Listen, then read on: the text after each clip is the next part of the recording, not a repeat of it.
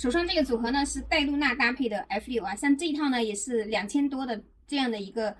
组合中，钓友们非常喜欢搭配的一个组合。像 F6这个轮子呢，它首先比较轻量化，然后呢，价位目前也是非常合适的，基本上1300多就能到手了，对吧？跟大家说一下这个轮子的一个情况啊，就是很多钓友在说，哎，六六，我这个轮子空摇的时候啊，就这样摇的时候呢，它挺好的，也没什么声音啊，虽然有一点点声音，但是觉得这个声音是能够接受的。但是当我在收线的时候啊，特别是如果前面中鱼了，或者是挂了什么东西在收线的时候呢，那个就有个很大的声音，是什么原因啊？是不是轮子哪里出了问题？我说如果轮子出了问题的话呢，你这样摇，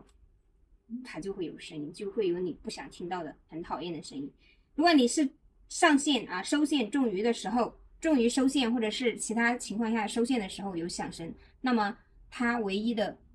声音来源就是这个过线环的声音啊。有很多钓友都反映说这个声音是什么情况，是不是有异常或者是怎么地啊？其实这个是个很常见的问题。过线环呢，它为什么叫环？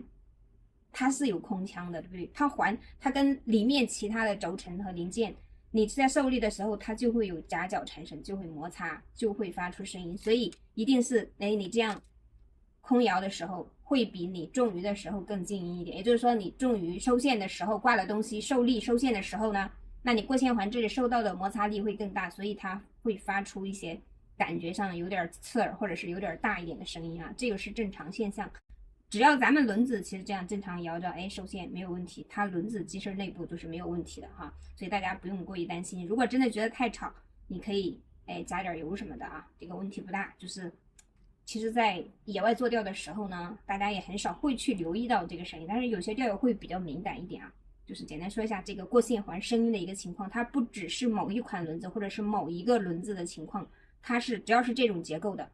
过线环只要是跟西瓦诺这样的结构的，它都会有这样的声音出现哈。